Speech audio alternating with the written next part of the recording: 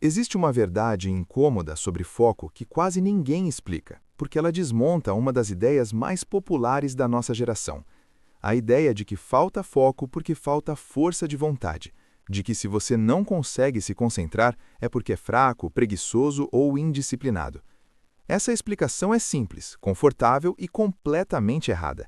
E quanto mais você tenta resolver o problema do foco acreditando nela, mais distante fica de uma solução real.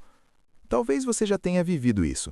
Você decide que vai se concentrar mais, promete a si mesmo que dessa vez será diferente. Organiza o ambiente, fecha abas, silencia notificações, respira fundo. Por alguns minutos, funciona. Depois, sua mente começa a escapar. Um pensamento puxa o outro, a atenção se fragmenta e, quando você percebe, está longe do que deveria estar fazendo.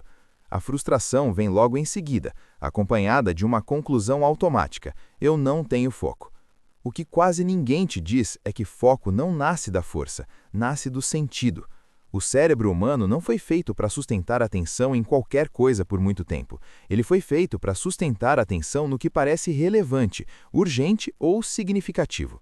Quando algo não faz sentido profundo, o cérebro resiste, não por rebeldia, mas por economia. Manter foco custa energia, e o cérebro é um órgão obcecado em poupar energia.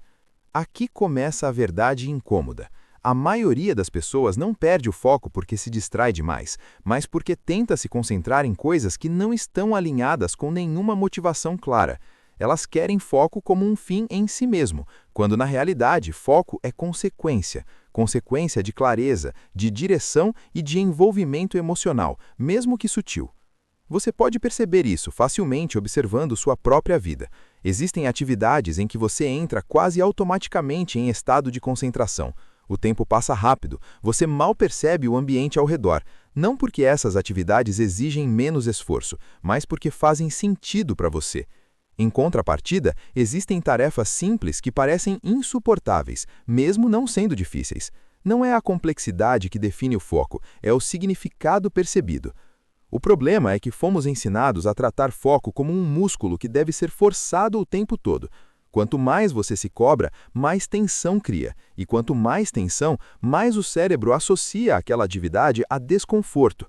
Aos poucos, o simples ato de tentar se concentrar vira uma experiência negativa. A mente aprende que foco é sofrimento e passa a evitá-lo. Esse é o ponto em que muitas pessoas entram num ciclo silencioso de autossabotagem. Elas querem focar, não conseguem, se culpam, tentam com mais força e falham de novo. Cada tentativa frustrada reforça a ideia de incapacidade. A autoestima cognitiva cai.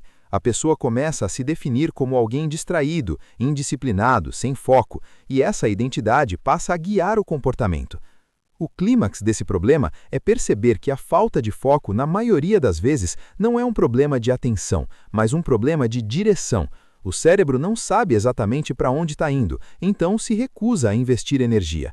Ele pula de estímulo em estímulo não porque é fraco, mas porque está procurando algo que faça sentido suficiente para justificar o esforço. Existe algo ainda mais incômodo.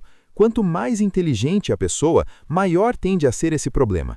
Mentes mais analíticas enxergam mais possibilidades, mais caminhos, mais alternativas. Isso torna a escolha de um foco único mais difícil. O cérebro fica dividido entre várias direções possíveis e, como resultado, não se compromete totalmente com nenhuma. Isso explica por que tantas pessoas capazes se sentem improdutivas, mesmo sendo mentalmente ativas o tempo todo. Elas não estão sem energia, estão sem convergência. Pensam muito, mas em direções demais. O foco se dissolve não por falta de capacidade, mas por excesso de possibilidades competindo entre si. A verdade que muda tudo é entender que foco não é algo que você impõe à mente, é algo que você constrói antes. Ele nasce quando 3 elementos se alinham: clareza do que está sendo feito, clareza do porquê isso importa e redução consciente de conflitos internos. Sem isso, qualquer tentativa de concentração vira apenas resistência temporária. É por isso que técnicas isoladas raramente funcionam a longo prazo. Pomodoro, listas, aplicativos, bloqueadores de distração, tudo isso ajuda, mas não resolve a raiz. Se o que você está fazendo não conversa com nenhum objetivo real, nenhuma identidade desejada ou nenhum propósito concreto, o cérebro vai encontrar uma saída, sempre encontra. Se esse vídeo te incomodou, é um bom sinal. Significa que talvez você esteja tentando resolver o problema errado há tempo demais. A falta de foco pode não ser o inimigo, mas o sintoma de uma mente que precisa de direção, não de cobrança. Agora eu quero ouvir você. Comenta aqui embaixo se você já tentou forçar o foco e acabou ainda mais frustrado. Deixa o like se essa reflexão mudou a forma como você enxerga a sua própria atenção.